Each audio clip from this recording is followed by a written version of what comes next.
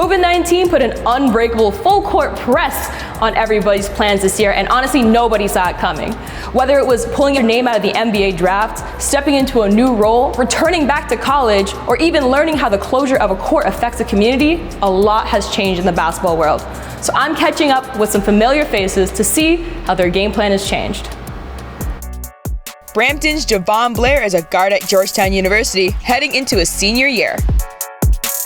Yo, what's it like now being home, again, especially for this long?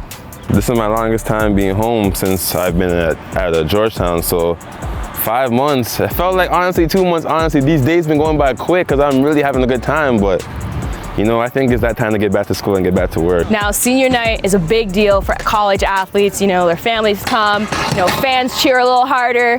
What's senior night gonna look like for you? How are you feeling? I can't wait. I told my mom she better be there, and she's gonna be there. And my mom, she loves to cheer, so I have to put on a show for her. I just have to. But if no one can come, then she's definitely gonna get on that plane and come down, at least stay in my dorm and watch me somewhere. She's definitely gonna come down though, for sure.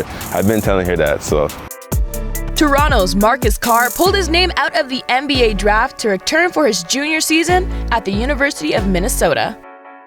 You were taking care of business over the quarantine. Please go into how you were training during this time. So at first, you know, it was tough. Came home, no gyms were available. It was all outdoor, you know, going for runs, running hills, doing plyometric work, ball handling outside, or getting to an outdoor court. It was kind of, you know, that different stuff, kind of feeling like a kid again, just being outside and playing.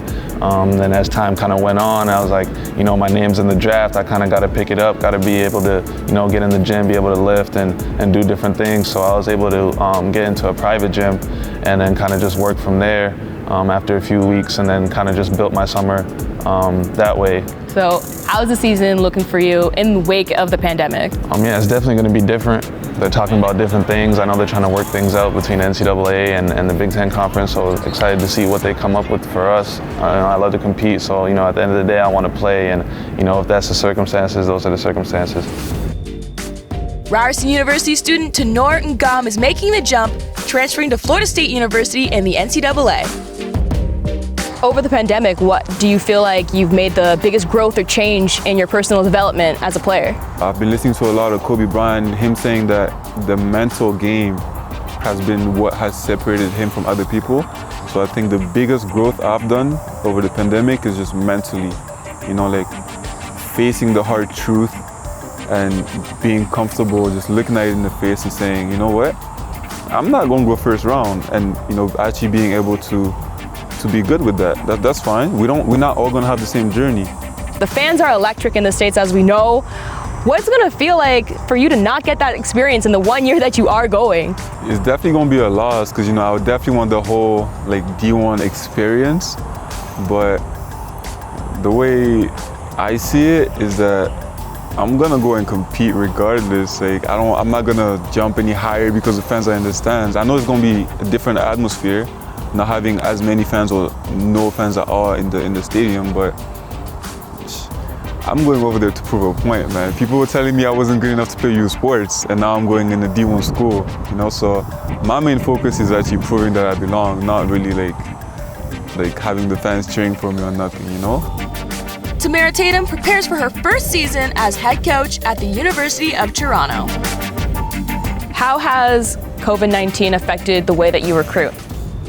It's been different recruiting this time around. It's not in person, so being able to watch videos that athletes send us has been a great source for us, and I'm actually getting into doing that more now.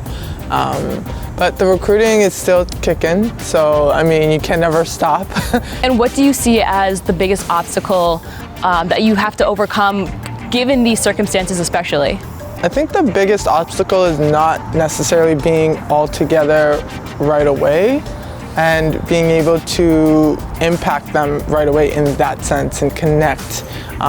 So we are finding ways throughout the summer to stay connected and keep that connection so that once we get on the court, it's more of an easier and seamless transition.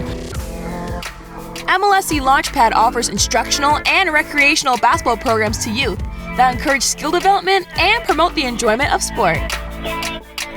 How important have you seen this facility to the community? The spot is very important to the community. As you can see, we're facing barriers when it comes to COVID. But right now we're trying to hit the ground. We're trying to make sure kids come back. It's tough trying to get them out of their house, even try to get them physically active. So we've been doing virtual programming. We've had food box programs that they could get involved in at home with their family as well. So you mentioned virtual programming.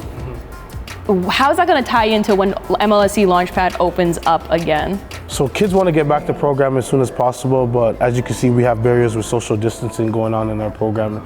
So we're still going to have numbers going on, but we'll have virtual programming running from Monday through Friday as well, and just try to get kids physically active as much as we can, and we can have them stay in our LaunchPad family.